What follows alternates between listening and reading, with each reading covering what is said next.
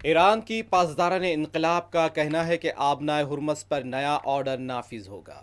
Hormuz سے گزرنے کے لیے ایرانی نیوی کی اجازت لازمی ہوگی۔ ایران کی جانب سے طے کیے گئے راستے پر جہاز سفر کریں گے، جبکہ نیول جہازوں کے گزرنے پر سخت پابندی ہوگی۔ ٹرمپ نے ایران کی نہیں اپنے دوستوں کی ناکہ بندی کر رکھی ہے، یہ ایران کا کہنا تھا۔ ٹرمپ کی باتوں کا کوئی نہیں اب سنتا ہے۔ ایران نے کہا ہے کہ افزودہ یورونیم کو امریکہ منتقل کرنا کبھی آپشن نہیں رہا ہے۔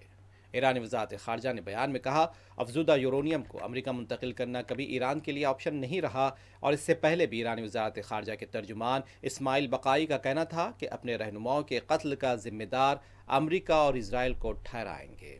امریکہ اور اسرائیل کے یہ حملے جنگی جرم ہیں جو انسانیت کے خلاف بھی جرم ہیں۔ واضح ہے کہ امریکی صدر ٹرمپ نے انٹرویو میں کہا تھا کہ امریکہ ایران سے اس کا افزودہ یورینیم حاصل کرے گا اور اسے امریکہ منتقل کرے گا۔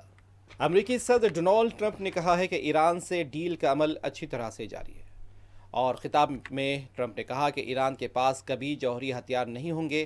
امریکہ ایران کی نیوکلیر حاصل کرنے نہیں دے گا، نیوکلیر ہتھیار حاصل کرنے نہیں دے گا۔ انہوں نے کہا کہ ایران کے ساتھ ڈیل کا عمل درست انداز میں جاری ہے، اور امریکہ کبھی نہیں چاہے گا کہ ایران نیوکلیر ڈسٹ حاصل کرے۔ انہیں نہیں لگتا کہ ایران کے معاملے پر بہت زیادہ اختلافات ہیں۔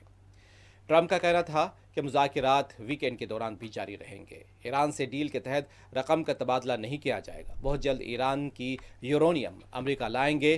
ٹرمپ کا کہنا تھا کہ نیٹو کی جانب سے کال موصول ہوئی، مگر ہمیں اب نیٹو کی بالکل بھی مدد درکار نہیں ہے۔ ہمیں نیٹو کی نہیں، نیٹو کو ہماری ضرورت ہے۔ ایرانی پارلیمنٹ کے اسپیکر اور چیف مذاکرات کار محمد باقر قالیباف نے کہا، امریکہ کے صدر ڈونالڈ ٹرمپ نے 1 گھنٹے میں 7 دعوے کیے، ساتوں جھوٹے دعوے تھے۔ محمد باقر قالیباف نے کہا، ایسے دعووں سے امریکہ کو فاتح نہیں سمجھا جا سکتا، اور نہ ہی ان سے مذاکرات میں پیش رفت ممکن ہے۔ امریکہ کی جانب سے گزرگاہ پر رکاوٹیں رہیں تو آبنائے ہرمز کھلی نہیں رہے گی۔ آبنائے ہرمز سے جہازوں کے گزرنے کا عمل مخصوص راستوں سے ہوگا، اور اس کے لیے ایران کی اجازت لازمی ہوگی۔ اسپیکر نے کہا کہ یہ آبنائے ہرمز کھلی ہو یا بند ہو، اور اس سے متعلق جو بھی ضوابط ہوں وہ فیلڈ کی صورتحال سے طے ہوں گے، سوشل میڈیا سے نہیں۔ امریکی صدر نے کہا ہے کہ اسرائیل اب لبنان پر بمباری نہیں کرے گا۔ انہوں نے زور دیا کہ امریکہ اسرائیل کو لبنان پر بمباری سے روکے گا۔ صدر نے ٹروتھ سوشل پر ایک پوسٹ میں کہا، امریکہ لبنان کے حوالے سے علیحدہ طور پر کام کرے گا۔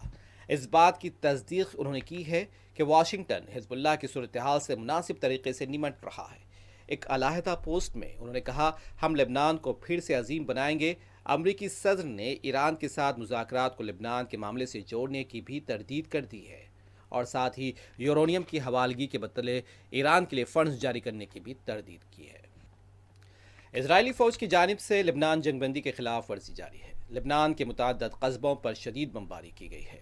اسرائیل کی جانب سے لبنان میں خیام اور بنت جبیل اور البیادہ پر حملے کیے گئے ہیں، اور واضح ہے کہ اسرائیل اور لبنان کی جنگ بندی کے بعد اسرائیل سے جڑے جنوبی لبنان میں غیر معمولی گہما گہمی دیکھی گئی ہے۔